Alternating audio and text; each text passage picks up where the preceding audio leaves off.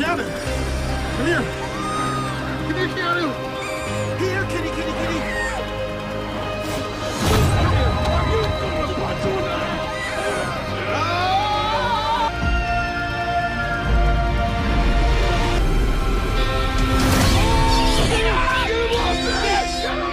Get that bitch, Keanu!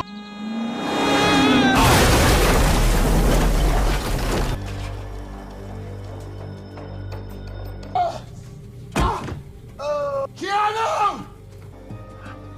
What? Who the taught you how to drive, you bad driving bitch? I don't drive. He does.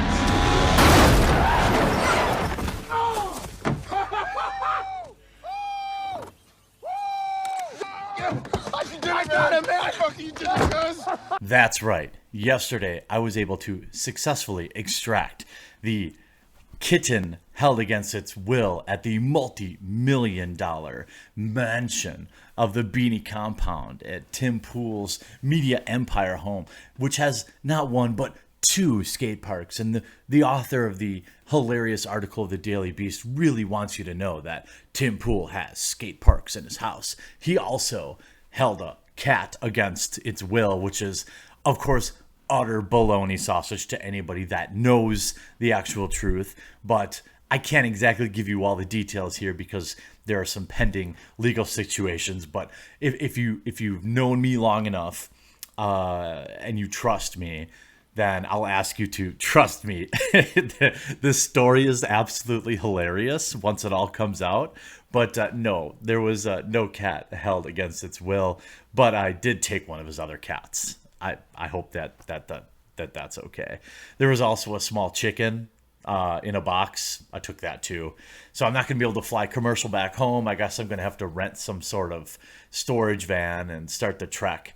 By the way, if you watched last night, I was on Timcast IRL. I had a great time talking about a lot of different things. I also saw some behind-the-scenes stuff that I could share with you. I think that Tim would be okay with. I'll also be on the show tonight again at 8 o'clock, I guess, Eastern Standard Time. I'd love to see you guys all in the crowd, and then I'll be live streaming again after the show when I get back, before I escape the compound. But I got there yesterday, and Fox News was there, and I thought, wow, that's a weird looking Amazon truck.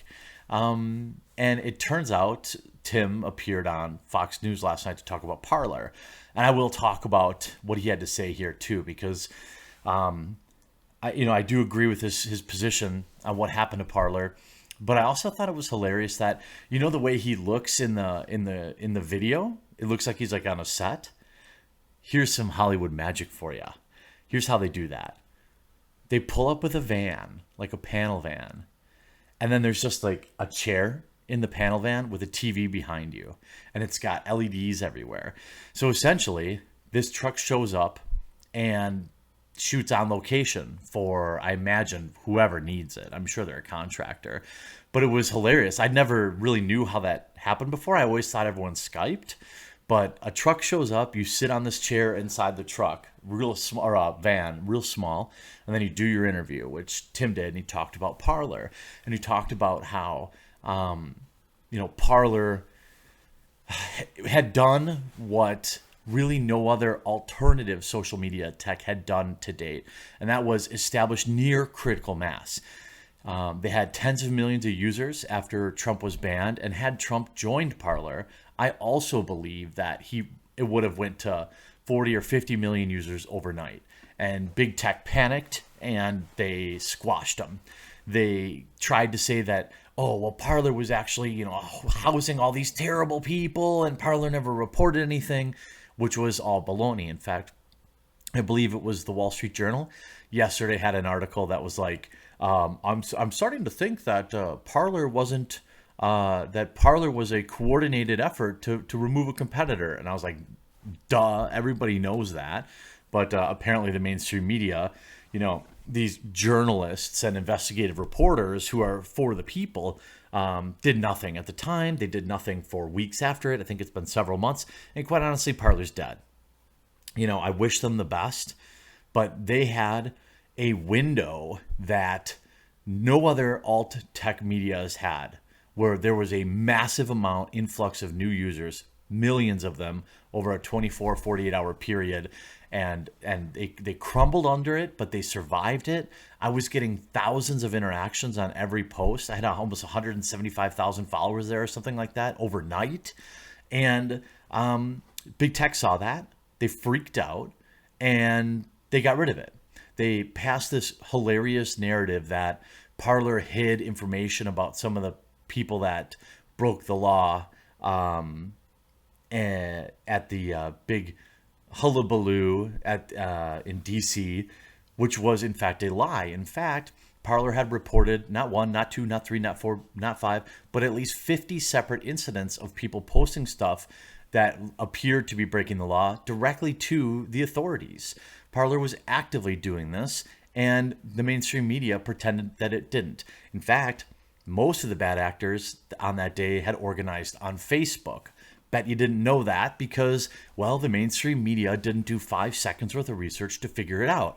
What they knew was they had their marching orders from big tech oligopoly between Apple, iPhone, Facebook, Twitter. They knew that they had to destroy Parler, and they did. Was Parler a perfect service? No.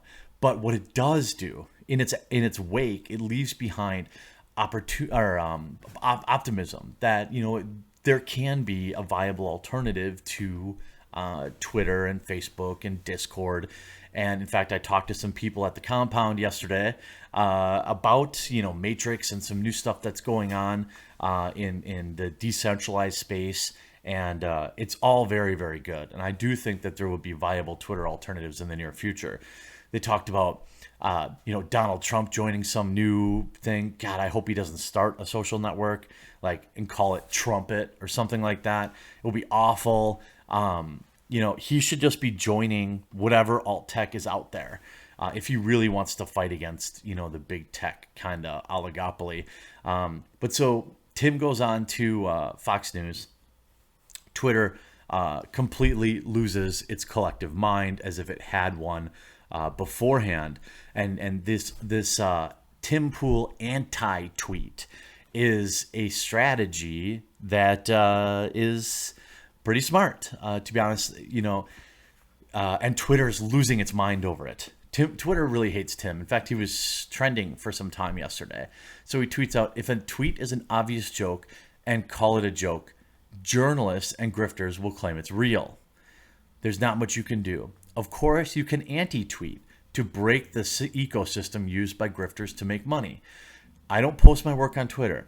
I post silly baloney because for the past several years, I have explained Twitter is a garbage fest." He's not wrong about that.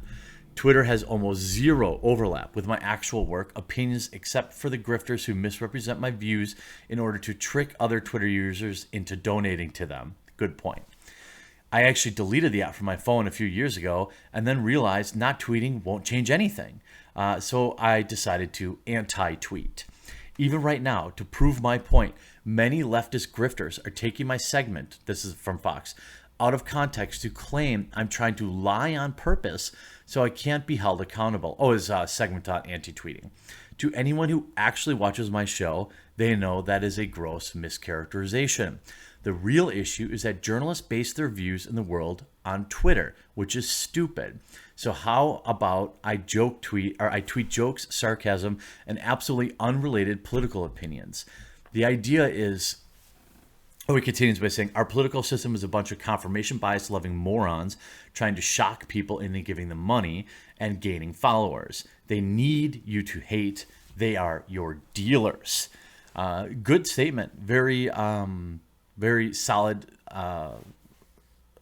encapsulation of it. And it's true.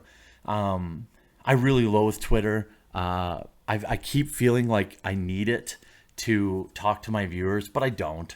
I really don't. And it's just awful. It's an awful website full of awful people that for whatever reason, so many of us actively engage with.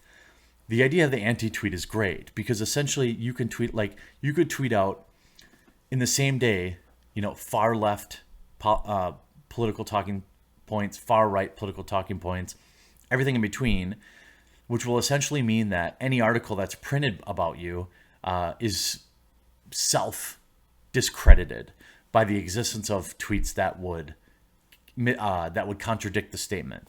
So, if everyone's calling you a phobe or something like that, just send out a bunch of tweets, like, send out a bunch of pride tweets and this, and then, well, and this probably isn't a good example because you really don't want to send out anti, but you get what I'm saying. You could say, like, abolish the IRS, which is, a kind of a far left, well, actually, would that be more of a libertarian talking point? Anyway, the idea is you have takes from all over the political spectrum, which then makes it impossible for people to write hit pieces about you from a position of good faith.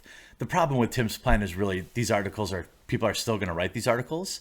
Like, it's funny. It's a funny meme, the anti-tweet, but essentially it's not going to stop people from grifting. I've seen the same morons that obsess over my videos, especially now there's been a super group crossover of these baby-faced demi-socialist soy LARPers who obsess over my every video or my every tweet. Same with Tim. There's a big crossover there. So because I was on IRL last night, they were really frothing at the mouth, and they say the same thing, like, Tim's actually not a super mega brain because he told you that was his plan. It still doesn't matter because, ultimately people like that, losers like that, I think we know who I'm talking about here. They don't care about the truth. They never cared about the truth. Tim is exactly right. They care about grifting you to hate and then getting you to give them money, give them followers on Twitter, hashtag Cash App or whatever it is that these weirdos always use, Ko-Fi or Coffee or whatever it's called. Ultimately, Tim was right about how big tech panicked about the rise of Parler. And we saw in real time exactly how quickly they will act and how effective they are, because our government doesn't really understand big tech. Everyone likes to think Ted Cruz is this awesome soundbite machine, and he is, but he doesn't do anything about Section 230. He's the only guy talking about it, but he doesn't do anything. Trump had 4 years. He didn't do anything about it and proved he didn't understand Section 230 because he wanted to abolish it. There's a lot of things out there that are just made worse by Twitter people. And, I think once some of these new systems are up, I'm going to be really, really happy to leave it. I have my Discord currently, except Discord's about to be purchased by Microsoft. Discord is already kind of a junk company that I don't really want to associate with. There's Gilded. There's more and more options, and there's going to be more and more in 2021, 2022, decentralized, run on blockchain, and all of this. In fact, one of the guys at the compound showed me a new app. I wish I could plug it. I'm going to probably try that instead of Discord. But yeah, I'll be on Timcast tonight, 8 p.m. Eastern. I'll be live streaming afterwards, and I'll be practicing the art of anti-tweeting to get them to froth at the mouth even more. I hope you enjoyed this video. I hope that you enjoy the show tonight, and we'll talk to you again real soon.